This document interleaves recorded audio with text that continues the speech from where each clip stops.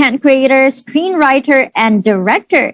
He was known for Viva Films' movie na Tulad ng Dati. And today he is here with us as the director of Breathe Again. Let's all welcome Direct Rafi Francisco. Hi, good afternoon. Hello. There you have it. Hello, Direct Rafi. Nice to see you. And up next, she started with various modeling gigs and joined beauty pageants and now has become one of Viva's maximum crush when she starred as Nona in the hit Vivamax original movie, Taya. She also played the role of Marie in Direct Brillante Mendoza's Vivamax original movie, Palitan, and was also part of the recent Vivamax original movie, Silip sa Apoy. Today, we're going to meet her as Vivien. Let's all welcome Jela Cuenca. Hello, Ate Jean. Hello, everyone. Good afternoon. So pretty. Nice to see you ulit, Jela. Okay, moving on, we have Viva's hunk actor. He started his acting career in Hollywood and won a Best Actor award at the 2004 Method Fest Film Festival. He became a guest star on major television shows such as CSI Miami, CSI New York, and The Closer. He also had his first film breakthrough with the lead role in Walkout for HBO. After moving to the Philippines in 2019, he starred in the Viva original films My Bucket List and 12, where he won a Best New Performer award in the 2020 Urduha Film Festival. Today, we're going to meet him as Paulo. Let's all welcome Ivan Padilla. Hello, everyone. Hey, Jean. Thank you for having me. There you have it. That was Ivan. Up next, we have an actor, model, and singer. He first gained his popularity via McDonald's Philippines TV ad in 2016, Tuloy Pa Rin. We met him as Gabriel in the Viva Films movie, Hindi Tayo Pwede. Today, he is here with us as Robert. Let us all welcome Tony Labrusca. Hello, Tony. You can do it. Okay, there you go. There you have it. That was Tony. And to complete the cast, she is a host, actress, model, and beauty pageant title holder who was crowned Miss Universe Philippines 2013. She represented the Philippines at the Miss Universe 2013 competition and placed third runner-up. She is also known for her roles in the hit TV series The Killer Bride and the blockbuster movie Ganda Rapido, The Revenger Squad, and we've met her as Krista from Vivamax original movie Sarap Mong Patayin. Today, she is here with us as Joanna. Let's all welcome Ariella Arida. Sorry. Hi, Jean. Excuse Hello, me. are you okay? Yeah, good afternoon to all our friends and family from the media. Yeah, I'm okay. There you have it. Maybe you can drink some water before we move on. Mas marami pa tayong chikahan later. Okay, thank you very much. That was Ariella Arida. And, all right, before anything else, again, we just want to say thank you to all our friends from TV, print, and online media for joining us here today via Zoom ulit tayo. And here's a little reminder, we'll be limiting to 2 questions per press, and that already includes your follow-up question for us to accommodate everyone. Please refrain from asking insensitive, offensive, and personal questions. We will only entertain questions related to the film. While waiting for your turn to ask, kindly turn off your microphone and camera for a while. And also, we will be mentioning press names to be on standby mode, meaning by that time, you can now open your camera and microphone. But please make sure that your audio won't be a distraction to the ongoing press con. Lastly, if you are having any technical problem, you can send Viva your questions and we'll be the one to ask it for you. Thank you for your cooperation. And now let's open the floor for your questions para sa ating cast and director. For our first batch, please do stand by Ms. Rose Garcia of Abante, Pep and Pika Pika, Albert Bryan, Chicanes Avenue, and Joey Sarmiento of Remate. Our first question will be coming from Ms. Rose Garcia of Abante, Pep and Pika Pika. Hello po. Yes, hello, good afternoon. Good afternoon, Jean, and good afternoon to everyone. Yes, ang una kong question kay Direk Rafi. Yeah. So, Direk, anong feeling good afternoon po. Anong feeling na you're given a chance to direct this film? And of course, parang na-combine mo dito yung love mo din for the oceans, no? So, yun. And then, sunod ko na rin, Why Breathe Again, the title? Actually, I feel so very, very lucky, very fortunate na binigyan ako ng trust ng Viva to do this film. Tama ka dun. I really love being in the water. I love diving, underwater cinematography. I love this specific genre of romance, love story. So for that, I feel very lucky. I call this movie Breathe Again. Maraming inspiration eh. Kasama na sa inspiration din dito yung pandemic. It came at a time when actually medyo lumuluwag na yung mga stuff. And then here we are with this activity, freediving, which is gaining a lot of popularity talaga. And I feel something like this is like a breath of fresh air where people can actually breathe again, diba? Can go out in the open and enjoy this activity. So, kaakibat doon, of course, is the theme of love, no? Once you are able to love and be yourself, then you can breathe again. So, those things are the concept behind the film as well. Okay, seems promising. Thank you, Direk. Then Thank you. my next question is for Ariella. Yan. Hi, Miss Rose. Hello, Ariella. So, gaano ka dito ka-daring na? Since may nagawa ka na rin naman na medyo, of course, sexy and daring. Pero this time, mas palaban ba? Mas daring ba? And at the same time, kasi pareho kayo halos ni Kylie. Halos sabay din kayo eh. Halos, diba, na nag-beauty queen. Same ano. So, sa tingin mo, sino yung mas daring at mas palaban sa inyong dalawa? Thank you, Miss Rose. Actually, coming from my first film with Viva, I would say na this is a level up of the yung daring part na as a role.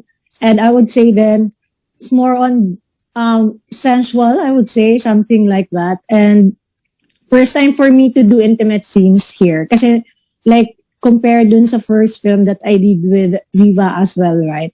Ibang genre yon. So, eto more on the sexy part talaga, yung sexy part and I guess sensual, something like that, yung makikita ng mga tao dito. But of course, it's part of the story of Breathe Again and the role na pinoportray ni Joanna dito. And like yung with your question with kay Kylie, I guess since Kylie she did parang more movies than me, so I would say since parang this is my second film, so parang I would say every film dapat 'di ba nagla-level up or may bagong nakikita. So we'll get there kasi for sure si Kylie had done like a number of films already compared to me. So people might see her na she's used to doing it kasi syempre per film iba't iba rin yung pinapakita. So this is my second film and I guess my first sexy sensual film. So but for sure people would love it. Okay. Because it's a different me. Lumebel din kay Jela. Kasi si Jela kalaban din yan eh. So lumebel din ba Ariella?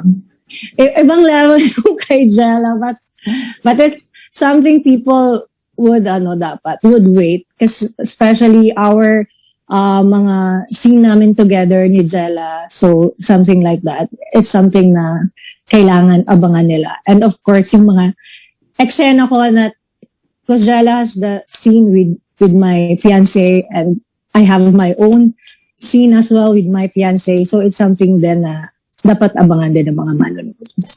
Okay. Thank you, Ariella, and good luck sa inyo. Thank you, Miss Rose.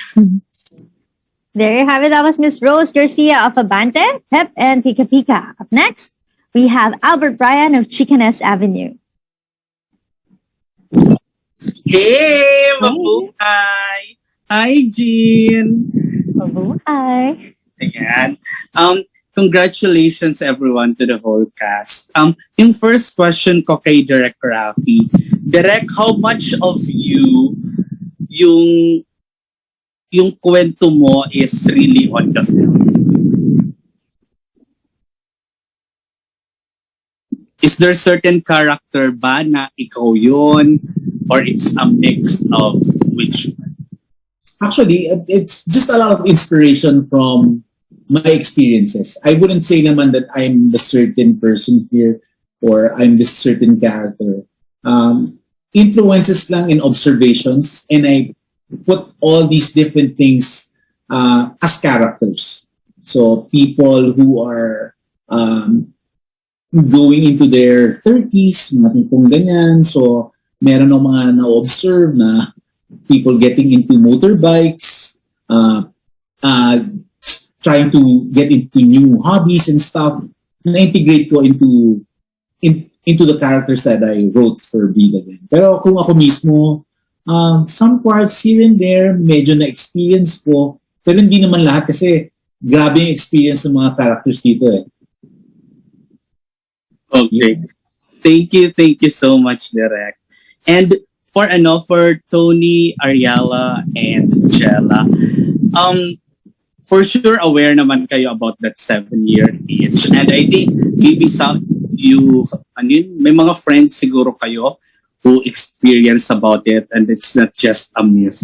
But from your end pa, when you enter a relationship, yung mga ganitong klaseng paniniwala, ganyan, nakaka-influence ba yan sa inyo in how you handle relationships?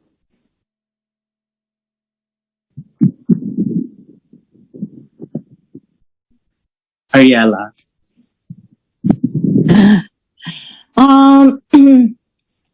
Well, siguro sa girls, siguro that's the hard part for us, sa babae. Kasi parang, I don't know kung ako lang, but like coming also from my other friends na, well, dapat, ayokong isipin, pero nga, parang sinasabi nila minsan kasi sa age naman nung girl, ayun yung nakaka-pressure sa part namin, especially babae ka. So, parang you're not getting any younger, so feeling mo, there's a pressure, yes.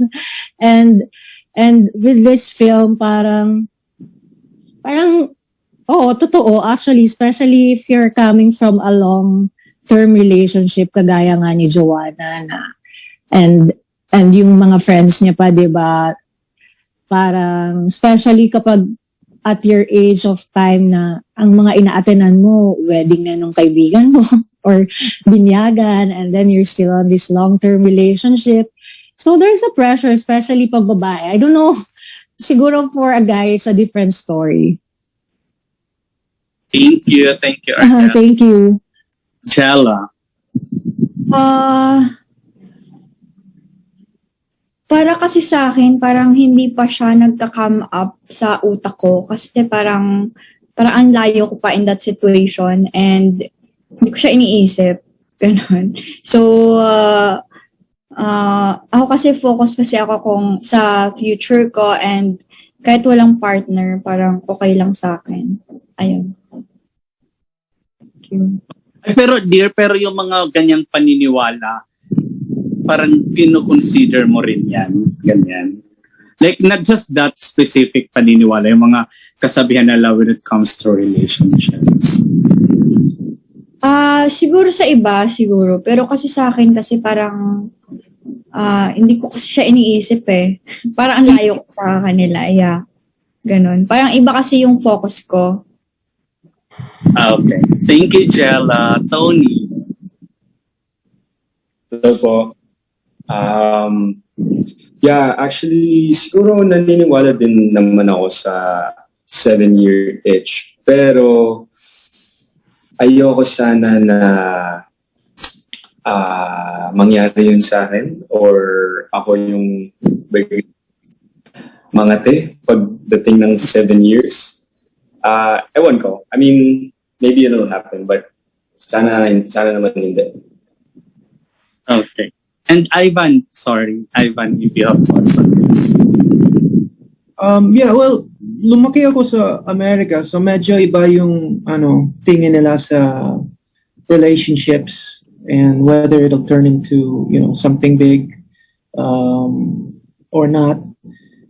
But I'm just a firm believer that God puts whoever you need in your life and whenever you need him or her in your life. And, I just take comfort and faith in that. Okay. Thank you so much. Thank you, Gian. Thank you. That was Albert Bryan of Chicaness Avenue. Up next, let me call in Sir Joey Sarmiento of Remate. Hello po. Good afternoon. Sir Joey?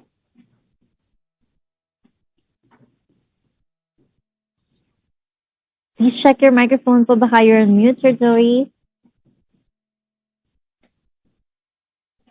Okay, move on muna tayo. Quick pause lang tayo, guys, before we continue with our question and answer. Here are our exciting and much awaited Vivamax releases for this week. Huwag na magpahulit, panoorin na ang Vivamax original films na Putahe, Ikaw Lang Ang Mahal, at ang newest Vivamax original film na Pusoy on Vivamax Worldwide, at marami pa kayong aabangang iba. Okay, so moving on, we have here more questions from our press. Let me read it for you guys. Here's a question from Matt Suzara of La Pachera Lovers. To the cast and direct, naniniwala ba kayo sa 7-year itch na kasabi? Okay, natanong na to kanina. So move on tayo sa next question for Ariella and Tony. Hanggang saan ang limitations ninyo pagdating sa sexy scenes? Are you willing to go all out if needed sa script? Tony? It just sounds so wrong when you say all out. It's like, are you guys ready to just have sex on set? That's what it takes. Like, that's what it sounds like. I don't know. I mean, I appreciate a good sexy scene, and I appreciate even more if it's like realistic.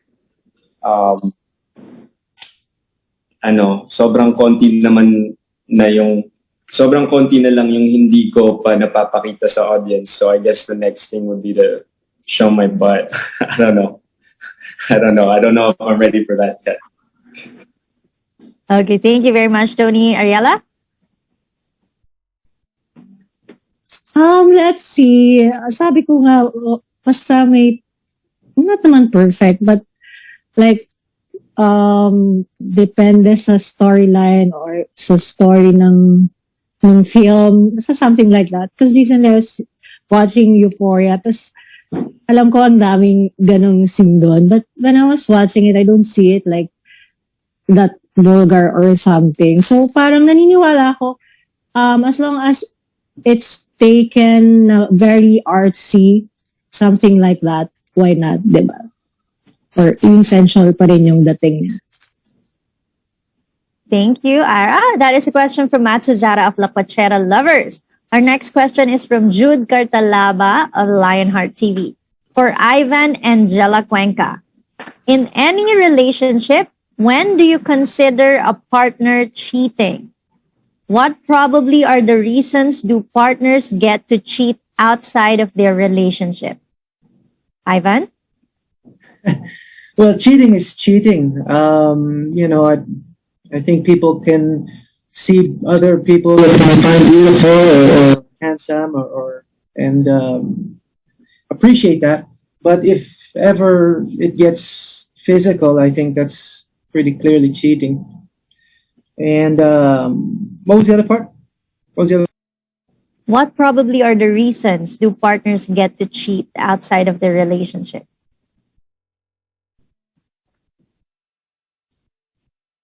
Oh, there, you're back, Ivan. Hello.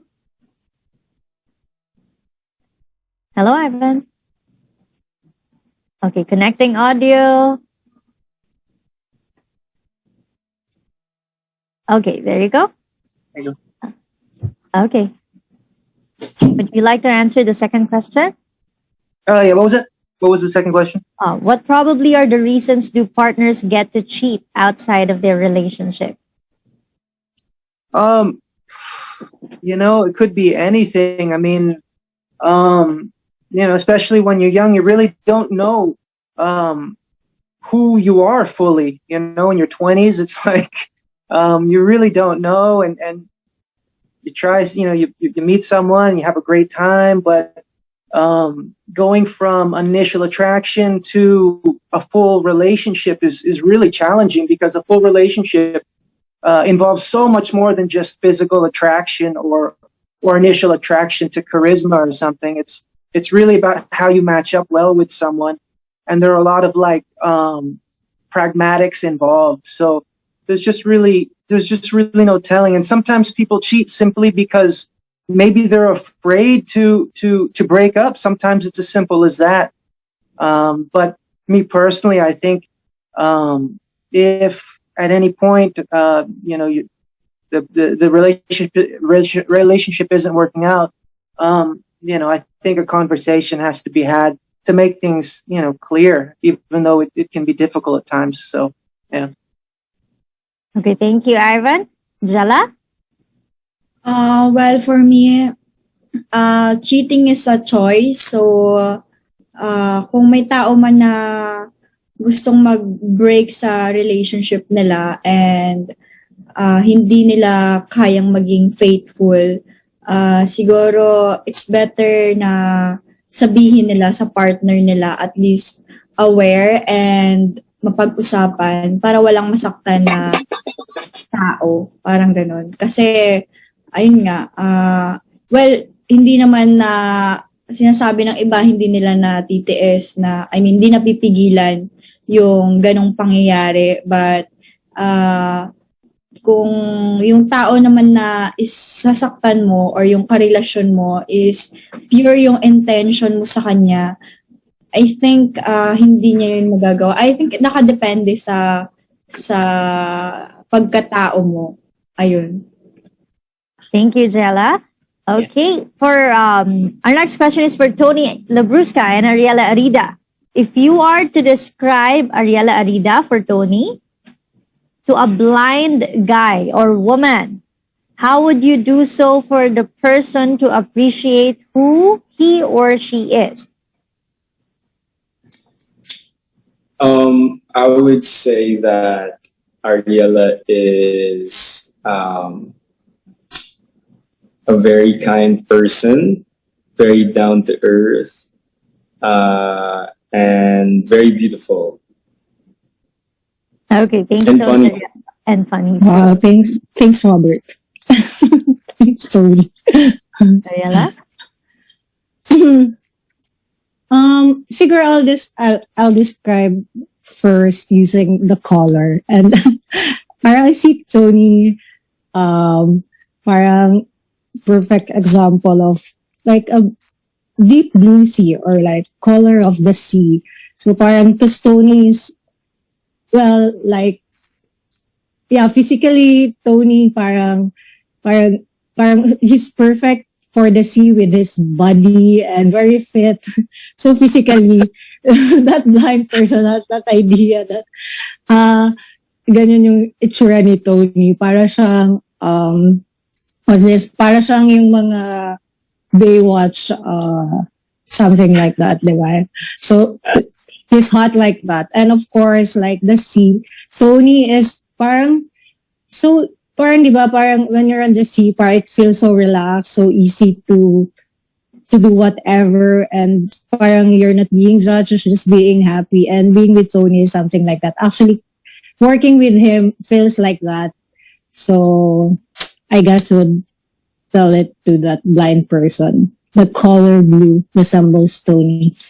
Wow. And I think Pang Miss Universe. and he's wearing And he's very good. Okay, thank you guys for answering. That is a question from Jude Cartalaba of Lionheart TV. Our next question is from Janice Navida of Bulgar to Ariella and Tony. Kamusta naman at paano nila i-describe hindi lang ang kissing scene nila kung meron, kung hindi pati ang kanika nilang breath? Okay. Ariella, would you like to go first? Ano daw? Paano nyo i-describe? Hindi lang daw yung kissing scene, pati yung breath ninyo, yung hininga ninyo pareho. Oh my God! Okay. unang-una si Tony. Matagal yung niyan, breath power niyan. Pero like super galing yan si Tony mag-hold ng breath. I was super amazed. But he's such a natural underwater. So, and speaking of breath, of course we're all working in the sea, so we're both salty. Oh my God. Well, and working with Tony, actually, ayun nga, like what I've said, super chill ka trabaho ni Tony and walang problema on and off cam. So I guess that's why kahit yung mga intimacy namin, nagawa namin na masaya si Direk, masaya yung mga production, si Mamu, siguro because nga we have that kind of connection. Thank you, Ara. Tony? Well, Describe my breast. describe Sarah's breath. Don't worry, guys. Lagi namang fresh. Lagi namang fresh. Yung breath ni... Ewan ko, di ko maintindihan yung tanong. Na-stress ako. Pero, ayun nga. No, walang problema. And Ara knows exactly what she's doing and she does it well. So, ayun. Okay, there you go. Thank you for answering, Ara and Tony. For Ariella, sino ang mas masarap lang hapin ang breath? Kay Tony or kay Ivan? Nakakalok. Pareho naman silang masarap in a different way, I would say. Most of my, when it's all wet, joke. Kasi yung mga eksena ko with Tony is always dagat or underwater. So I would say, in a very wet station, it's Tony. On a dry one, it's no. I'm just kidding aside. Pero yeah, they're both okay. I'm very actually happy to be working with them, with Ivan and Tony. So yeah. There you go. Thank you very much for answering. That is a question from Janice Navida of Pulgar. Okay, and we have here another question from one of the press for Direct Rafi. How was it working with the cast? And how was it taping in a beach setting? Okay. Well, I'm so lucky yung cast talaga. Sobrang swerte na I work with them. They're so easy to work with. They made my job very light. Ang saya nilang kasama. Tapos yung dedication nila, ibang klase. Piluin mo, napasubos dito dahil, for example, si Ivan, all of a sudden, I had him drive a motorcycle na big bike from nowhere. Tapos si Ara and Tony, I had them stay underwater for several hours at a time. So, pero wala silang complaint. So I'm like, wow, galing, di ba? It's just a big advantage that a lot of the film is shot by the sea kasi good vibes palagi. Yun ang malaking. And another follow-up for you, Direk. What are your most memorable experiences in directing Breathe Again? Well, yung ano lang talaga is that we can shoot a lot of these things actually on breath hold. This is the very first time actually na pati yung mga underwater scenes were shot on just breath hold. As in, pababa yung cameraman, tapos kukunan yung pag natapos yung eksena, tsaka siya aakyat. So, everything you see here, you can imagine, buhay ng tao yung ginamit dyan. Talagang hininga yan. Kasi noon, pag nag-shoot ako underwater, scuba gear eh. We can take all our time. Pero ito, yung nakikita yun dyan, it's somebody's breath. No? It's either me or my cinematographer, Coach Jake. We're taking the shots. So talagang iba. Grabe mag-ipon ng hininga sila Direk. Okay, thank you very much for answering. Our next question is from Naz Tabares of Pelicula Mania. To Ariella, Tony, Jela, and Ivan. Ano yung struggles ng characters ninyo that makes them want to breathe again? And paano kayo nakaka-relate doon? Jela?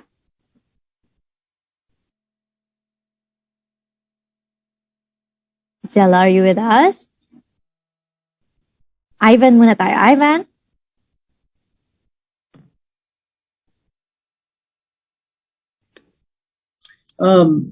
yeah, for me, my character had seemingly the perfect life, the ideal life. But there was still an emptiness in his heart for, something dangerous. How dangerous that gets, you'll find out in the movie. But, I can relate. Sometimes, I set up a life where it's safe and secure. And then sometimes I feel like, giving it all up and going full professional jujitsu. But, so I can relate to always thinking that maybe the grass is greener on the other side. Maybe, what am I doing? It's not enough. But I don't know. Personally, I've worked on my life enough to kind of see the bigger picture, and I'm a bit happier with my life than my character is with his. So that's the good news. Thank you, Ivan. Jela? Mas sorry, Ate Jean. Nag-CR ako. Ano nga ulit yung Okay, sige. Ano yung struggles ng character mo that makes them want to breathe again? And paano ka nakaka-relate doon? Okay. Ang struggle ng character ko first is yung role ko kasi dito is kami ni Ivan, and first time ko work with Ivan, and it's also my first time na I think sa lahat ng nagawa ko, I think ito yung all out. I can say all out kasi ito yung first movie ko na may kissing scene. Yeah.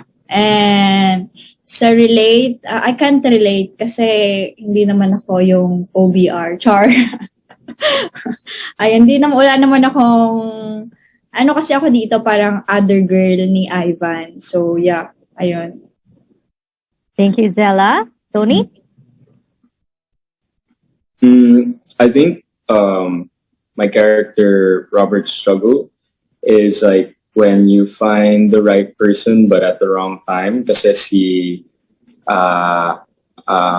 Joanna ay meron ng fiance, diba? So kahit passionate sila sa isa't isa, at the end of the day, mali pa rin kasi meron nga siyang magiging husband. Kung makaka-relate ako dun, hindi pa ako na-experience nun, pero it sounds exciting. I wouldn't mind experiencing that. Okay, thank you, Tony. Ariella? Well, si Joanna actually here, yung maraming struggle coming from a long-term relationship and a pressure yun sa isang girl, diba? So, si Joanna here really wants to start a serious commitment with the boyfriend. Finally, it happened. Pero parang it's still not the answer pala she's looking for. So parang for that long time, ang dami niyang, nung finally it happened, parang it's not really the answer pala na hinahanap niya. So actually, ang daming naipon na, and tapos parang she found a new spark na it's a different spark na nakuha niya from the previous or the long-term relationship na meron siya, and then so parang it's a different world na nag-open ulit sa kanya, tas na-enjoy niya.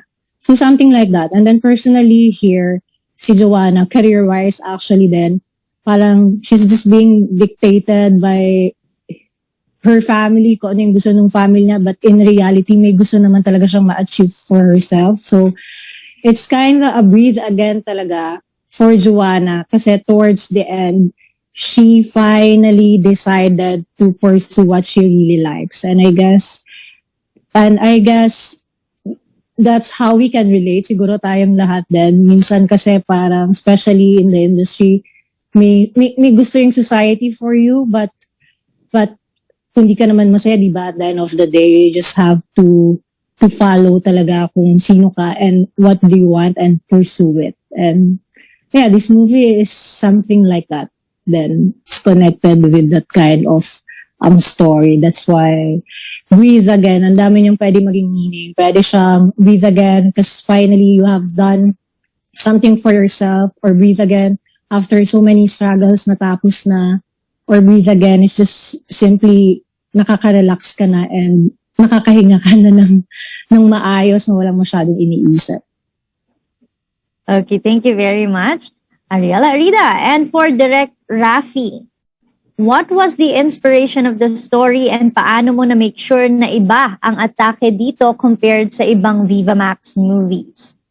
Well, firstly, yung story ito is yun nga, because I'm siyempre nadaanan ko rin ng mga matagal na kayo with in a relationship. I've seen it with other people. Nakita mo nga yung spark na nag-wane. And what would happen if people actually tried but merong dumaan na third party. I've seen it na I've gotten inspired by looking at other people, mga ganung situation. So yun ang masasabi ko. Inspiration yun. Parang nakikita ko lang kasi. Now, what makes this different? I wrote this thing like a serious movie altogether. Like talagang, I put the characters talaga and their motivations at the center, at the core. Kaya nga, when I had the characters, the actors, I actually had I let them do some ad-libs also and improvise. Actually, dahil sobrang pasok yung characterization nila, ang ganda ng mga improv and actually you'll see them on screen, and I actually find some of those scenes that's so enjoyable to watch kasi it comes from their heart. Galing ng mga artista here. Thank you, Direct Rafi, for answering. That is a question from Naz Tabares of Pelicula Mania. Our next question is from Roldan Castro of A Bandit Tonight. For the cast, paano nyo nilalabanan ang tukso? May pagkakataon bang bumigay kayo at naging marupok? Jela? Ako wala. Kasi, be professional, I think. But hindi, yung siguro, may ibang co-actors na hindi mapigilan. But, I think, dahil, lang din sila, tao. But for me, wala talaga akong ganong pangyayari. Pag work lang. Wala nang iba. Ayun lang. Thank you, Jela. Ivan?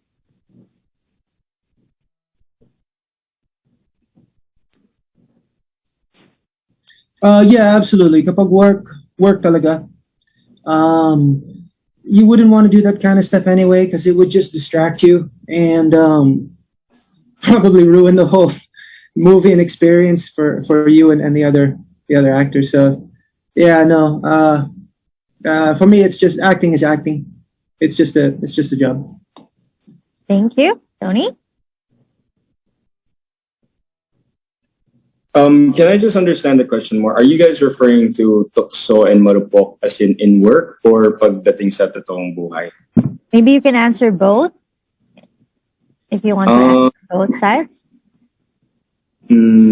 I think if you develop feelings for someone at work, I think that's normal. Sometimes maybe you get too invested in the character, but it's like if you do something else with what you're feeling, diba? Kasi I think it's not wrong naman when we feel certain things. Tao lang naman tayo. Tapos pagdating sa totoong buhay, I think may times na marupok ako. Or medyo guilty, siguro. Oh. Okay. I think that's it. Thank you. Thank you for sharing. About Ariella? Well, ano ba? I guess, ako naniniwala ako din nasa tao naman talaga siya. Especially in the industry, ang daming tukso. Tapos sa beauty pageant, ang daming tukso. Kung hindi mo kilala yung sarili mo, you can easily be swayed and just easily say yes or something like that. So, it's a choice pa rin nasa tao. But kung hindi ka naman committed to someone else, I don't think it's it's bad to na magkaroon ka ng feeling sa co-actors mo. Or maybe you can just do it after doing the project. But as long as you guys are not committed or something like that, I don't see anything bad with it. But like yung mga tukso talaga or like cheating, it's a choice. Nasa sayo pa rin yun. Ikaw naman yan. It's all your decision. So, it's a choice for us. Okay, thank you for answering. And next question. Paano nyo isasalarawan ang mainit nyong eksena sa Breathe Again na kakaiba sa mga Vivamax movie? Ariella? Isasalarawan? Siguro like, because this is also the first time viewers might see me in this kind of role then. the sensual part and me first time doing this. So I guess it's something na would differentiate this film to other Vivamax films and yung mga eksena namin sa dagat while doing our sensual thing there. Ang hirap kaya gawin yun na mabato-bato. So abangan na lang nila yun. Oo. And I mean, doing those things with those kind of view, di ba, nasa dagat, ang ganda ng view mo. So I guess it's something na kaabang-abang and kakaiba rin for this film. Thank you, Ara. Tony?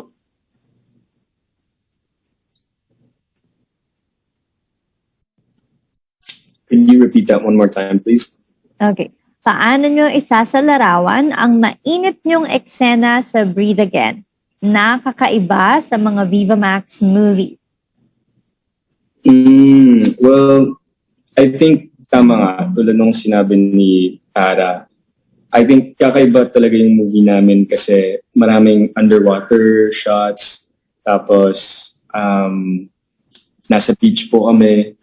And alam ko po na sexy film siya, pero hindi lang puro sexy kasi sa yung film na to. Talagang maganda po yung kwento at very fascinating po yung mga characters. May kanya-kanyang hindi perfect ang characters. They're, parang tao din po sila. Gray, may certain gray areas. So, I think, ayun. Pero yung highlight talaga yung dagat. Thank you, Tony. Ivan?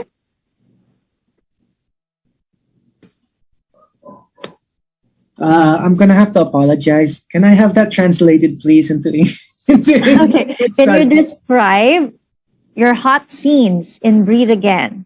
And you differentiate it with the other Vivamax movie. Oh, How would you differentiate it? For me, it really is the whole motorcycle racing angle that we did for my character's storyline. I know Rafi directed the heck out of that and really made it cool. I was always a fan of things like Fast and the Furious. And, I kind of thought we should have a little something like that here in the Philippines. And I'm glad that's getting touched upon. So, for me, it's the motorcycle racing. I thought it was just so cool. And I can't wait to see it. Okay, thank you, Ivan. Jela? Paano ko isasalarawan? I think I'm just going to agree with Ariella and Tony. Kasi ang nabasa ko kasi yung kwento and sobrang ganda lang. And also you can see sa trailer naman na grabe yung mga eksena nila sa underwater, di ba? Like what Direk said, hininga ng tao yung ginamit dito. So yun, yung lamang namin sa ibang scene, sa ibang movie ng Vivamax. Thank you for answering, Jela. That is a question from Roldan Castro of Abante Tonight. Okay, for our next question, let me call in Sir Joey Sarmiento of Remate.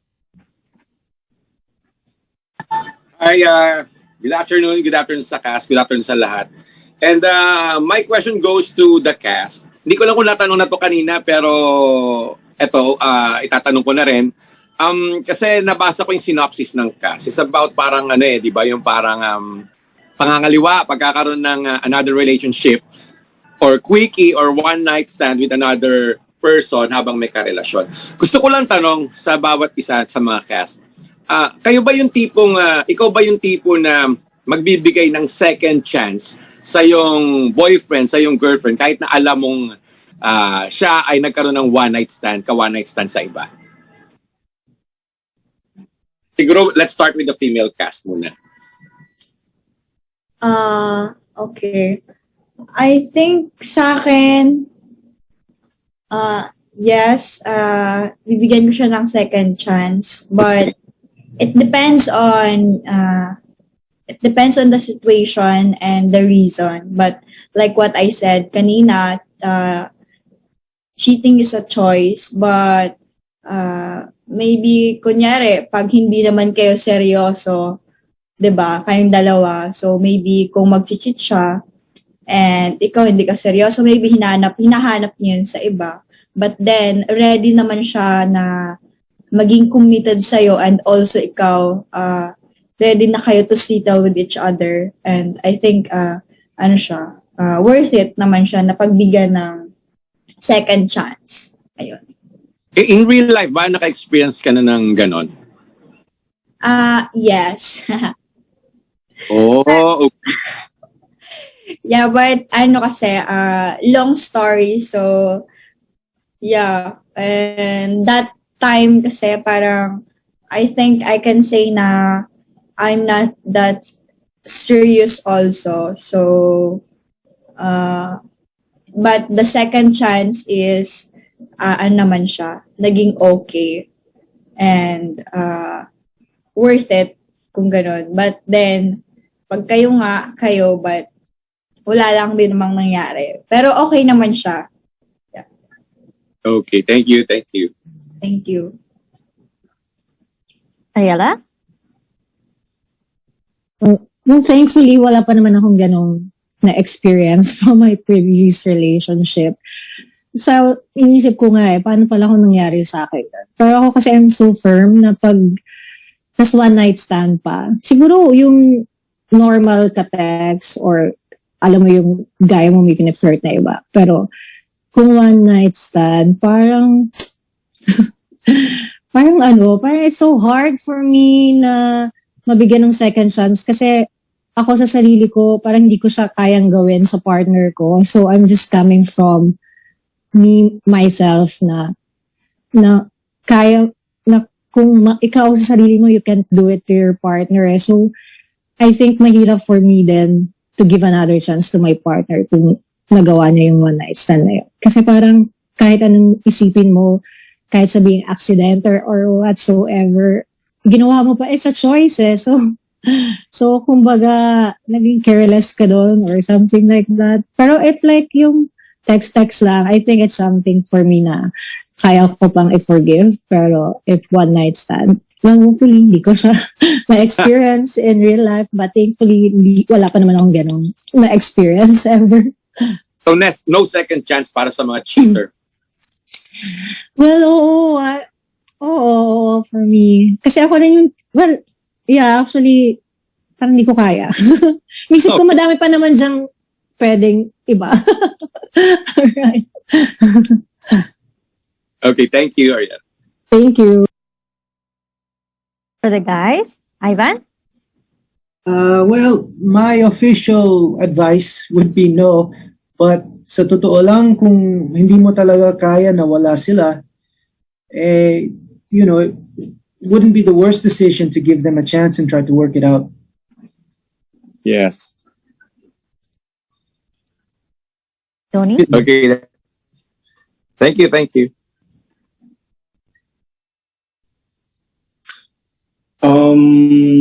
Yes. Ako iniisip ko na hindi ko kayang gawin na patawarin pag nag-cheat sa akin. Pero hindi natin kasi masasabi paano kung mahal mo talaga. Tapos lahat naman tayo lang nagkakamali din minsan, di ba? Ako kasi naniniwala ako na kung kayo ay para sa isa't isa, gagawa talaga ng paraan yung universe para magsama kayong dalawa. So, ewan ko. Sana hindi yun mangyari sa akin, pero di mo din kasi masasabi. So sa ngayon, parang hindi mo alam kung anong gagawin mo as of now.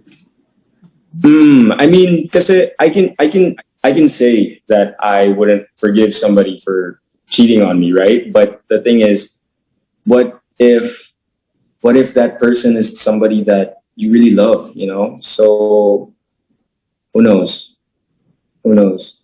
So it never happened to you. No, hindi pa. Okay, thank you. Thank you, Tony. Yeah, thanks. And that's it po. Nakasagot ang ating cast. Would you like to hear it Good luck. from the Okay, I think that's it. Thank you very much. Sir Joey Sarmiento of Remate, maraming salamat po. Okay, for our next question, we have a question from Janice Navida of Bulgar to Ariella. Hanggang saan ang kaya niyang pagpapasexy? Hanggang sa basta ako, I have my reservation, and actually tuwa nga kay Direk kasi napag-usapan namin yung mga angulo, something like that. Pero so hard to pero siguro dahil I'm just new to this kind of genre pa din, so hindi ko pa alam, but malay natin, di ba? After 4 or 5 films, I get used to it and then be comfortable with it. And naniniwala naman ako basta yung relationship mo with the director, napag-uusap pa naman natin. So, let's see. Let's see in the following movies. Thank you very much. Again, that is a question from Janice Navida of Bulgar. Our next question is from Jeng Bauto of Showbiz Nest Lifestyle. Pa-ask po kay Ariella, which is more difficult to do? Mag-swimsuit for all the universe to see or magpa-sexy sa movie? Parang mahirap in a different level. Pero pag sa Miss You kasi, di ba, parang you're more focused on yourself and on how to bring out the best for yourself. Sa movie kasi, actually I would say mas mahirap sa pelikula just because hindi ka lang mag-isa dito. Ang dami mong ka-work dito na kailangan mo ring i-consider. Unlike for the pageant, ikaw lang talaga yun eh. I mean, ikaw lang yung gagawa for yourself, how to shine. I mean, in the film, you have your co-actors, your director, something like that you have to consider. So, and iba rin yung dynamics sa pelikula eh. May drama, may emotion dito while you're on the swimsuit. Sa Miss Universe, di ba? It's more on pag-smile mo lang or fierce ka lang, paano ka rumampa. So, yeah, I find actually the acting part harder now. Siyempre before, I find yung for the Miss Universe na mahirap kasi coming from zero background din ako nun eh. So when I get used to it, parang doon ka na lang nasanay. So now, with the film, parang ganun, parang during the pageant, you get used to it. And it's more challenging kasi every new project, kailangan mo din siyang pag-aralan, kailangan may mabigay ka ring bago every time. Thank you. Thank you. Here's a follow-up question for you, Ara. May inhibitions pa ba doing sexy films? Ano yung nagpa-convince sa'yo to accept the role? Actually, yung story nito, sobrang okay talaga. Like, Breathe Again, you have to watch this from the start until the end kasi dun mo talaga, ikaw rin mismo makakasagot sa sarili mo pag kita mo until the very last part of the film na, oh, that's why it's Breathe Again. Mas sobrang, ang ganda nung pagkakasulat ng story nito, sobrang connected dun sa title itself. Thank you very much. That is a question from Jeng Bauta of Showbiz Nest Lifestyle. Our next question is from Jaya Castro of Rise and Shine PTV. Question for Ariella. Di ka ba natatakot na tumanda na single? Siyempre natatakot, pero di naman ako single. Of course, as a girl, I don't know, I feel like nakaka-pressure talaga yung relationship. I don't know at this time of age. Pero why not? As long naman you know how to take care of yourself, di ba? It's just a number. Age is just a number. I guess, meron at meron pa rin. Pero syempre, as a girl, nakakatakot talaga tumanda as single. Okay, thank you very much for answering. For Tony, since tila normal na ang full frontal sexy scene sa mga streaming app contents now, willing ka bang mag full frontal given maganda ang material? Man, I think that part is a sacred. Maybe I should just keep that to myself for now. Okay, thank you for answering. That is a question from Jaya Castro of Rise and Shine PTV. And for our, I think, last question for this afternoon, here's a question from Mario Bautista of People's Journal, Malaya, and Showbiz Portal. Pakitanong kay Ariella.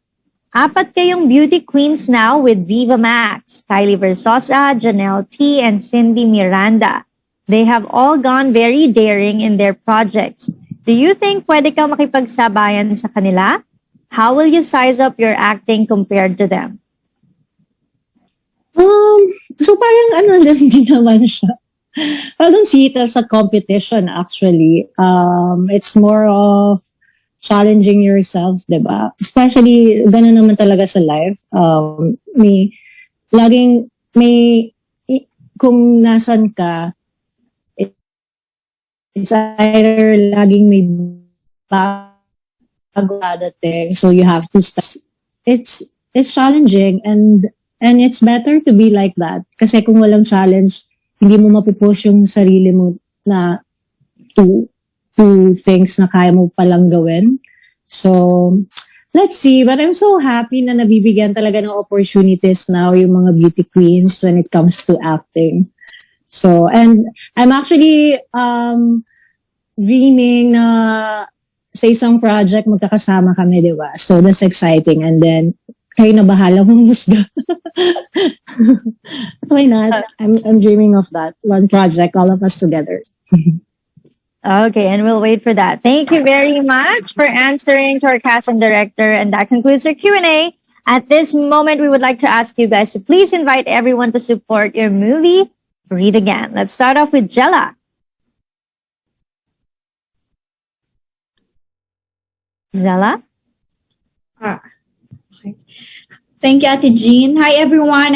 I inviting you all to watch Breathe Again this coming June 3, directed by Rafi Francisco. Ayun.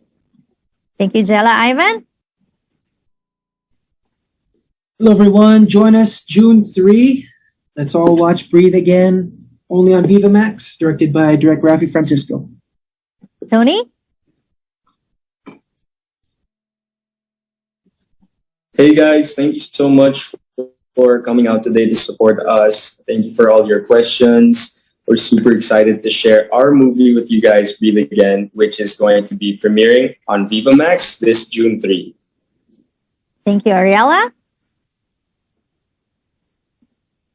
So, thank you all so much to all our friends and family from the media for joining us. Iniimbitahan po namin kayo na manood po ng Breathe Again. Malapit na po, this June 3 na po yan. June 3 is our world premiere, only on Vivamax, and this is directed by Direct Rafi Francisco. Thank you very much, Direct Rafi. Thank you very much to our friends from the press for joining us today. June 3 na po, on Vivamax. Itong pelikulang to where we'll see our stars here really push it, no? Ang ganda.